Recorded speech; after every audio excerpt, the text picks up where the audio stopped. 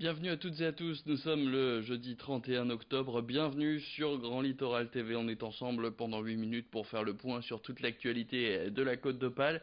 Et l'actualité de ce jeudi en images, c'est d'abord cette drôle de surprise pour les habitants de Calais. Après plusieurs mois d'attente, ça y est, le dragon s'est enfin révélé au grand public ce jeudi.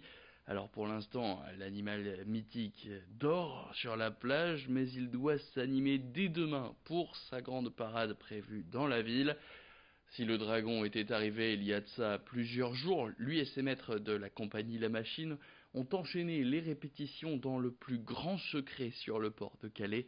Désormais, toute l'équipe est prête pour cette grande parade inaugurale. La compagnie La Machine vous donne donc rendez-vous demain à 11 heures sur le front de mer de Calais pour voir enfin cette machine géante s'animer.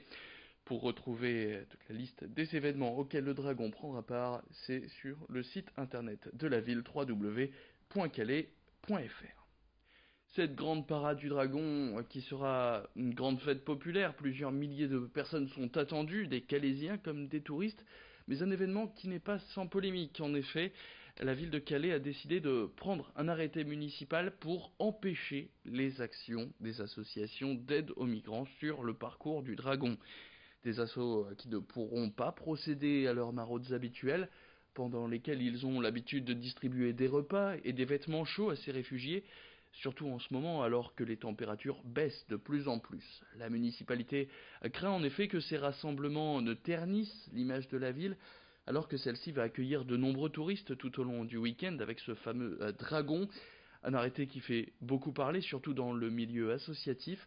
Association qui dénonce des conditions de travail de plus en plus difficiles et certaines, comme l'Auberge des Migrants, a d'ores et déjà annoncé l'intention d'attaquer en justice la mairie et ses arrêtés.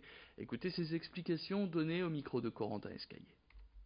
Ça se passe plus difficilement étant donné qu'il y a donc ces zones d'interdiction qui interdisent tout rassemblement, toute occupation prolongée de certaines zones de l'espace public, dont les distributions de repas.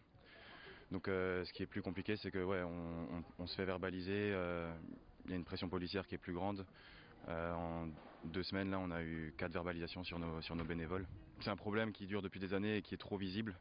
Et donc il y a une volonté vraiment de cacher ce problème migratoire aujourd'hui à Calais, de faire en sorte que les gens restent dans la forêt, dans les différents campements, et qu'ils ne soient pas visibles en centre-ville avant l'arrivée des touristes qui viennent justement pour l'événement du dragon. On parle maintenant santé. Après la gastro, c'est au tour de la varicelle de faire son retour dans les Hauts-de-France. 3 foyers ont notamment été détectés par le réseau Sentinelle, notamment dans le cœur du Pas-de-Calais et le bassin minier qui s'étend désormais vers la métropole lilloise et la Somme. Comme tous les virus, la varicelle ne nécessite pas de prise d'antibiotiques, il n'existe aucun médicament spécifique pour la guérir.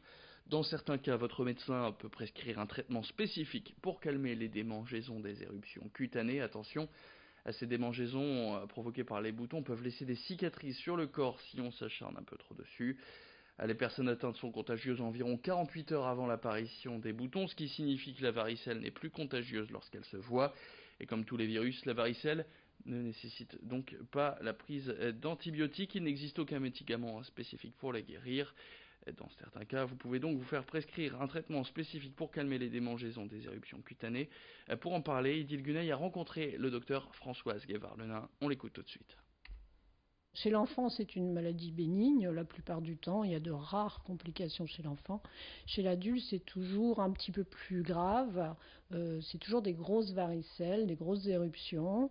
Et par contre, il peut y avoir des complications pulmonaires, des complications neurologiques qui peuvent arriver, qui sont quand même pas très fréquentes, mais qui arrivent surtout dans des conditions où l'adulte est en situation de fragilité. C'est-à-dire la grossesse, des gens qui sont sous chimiothérapie, des gens qui sont sous immunothérapie. Quand ils sont plus fragiles que les autres, ils se défendent moins bien et du coup ils ont plus de risques de faire une grosse varicelle. Vous connaissez sûrement les vignettes Panini, ces petits autocollants à collectionner, souvent à l'image de sportifs ou de footballeurs plus particulièrement, mais le saviez-vous?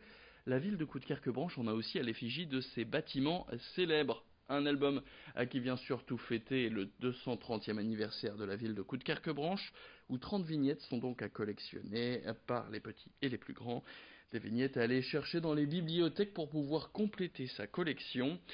L'initiative de la ville, c'est d'abord faire la promotion de son patrimoine culturel, mais aussi ramener la population dans les bibliothèques de la ville. Écoutez cette interview signée Corentin Escaillé. En fait, je connaissais déjà un peu toutes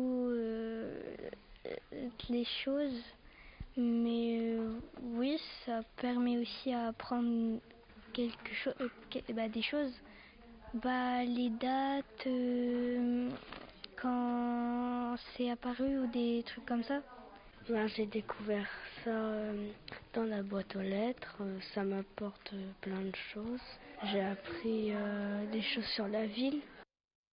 Et puis on termine avec cette start-up nordiste qui va peut-être remplacer définitivement le papier aluminium. Elle s'appelle Habibi Wrap et elle propose un emballage en tissu à base de cire d'abeille qui prend la forme des aliments et qui a une durée de vie de près de 6 mois. Une initiative forcément écologique comparée au cellophane ou au papier aluminium qui est lui à usage unique. Alors ces emballages nouvelle génération permettent aussi de recouvrir des tupperwares ou des bouteilles et de conserver des aliments crus ou cuits et sont surtout biodégradables.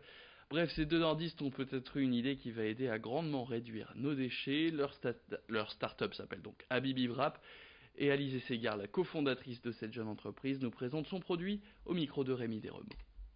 L'idée, c'est de remplacer tous les films jetables, du coup aluminium, plastique, tout ça, et de le remplacer par quelque chose d'écologique, qui soit économique aussi et responsable. On peut emballer tout ce qui est alimentaire et même les objets, par exemple, pour remplacer un petit couvercle qu'on a perdu, on peut mettre sur du verre, sur du plastique, directement au contact de l'aliment. Donc c'est du tissu Ocotex, donc avec une belle responsabilité écologique aussi, et la cire d'abeille est bio. Et c'est biodégradable aussi, parce qu'à la fin de l'utilisation, au bout de quelques mois, on peut le mettre dans la cheminée si on a de la chance d'avoir une cheminée chez soi, ou alors le mettre en petits morceaux dans le compost et ça disparaît avec le temps. Allez, c'est la fin de cette édition. Merci à tous de l'avoir suivi. Tout de suite sur Grand Littoral TV, vous retrouvez vos prévisions météo.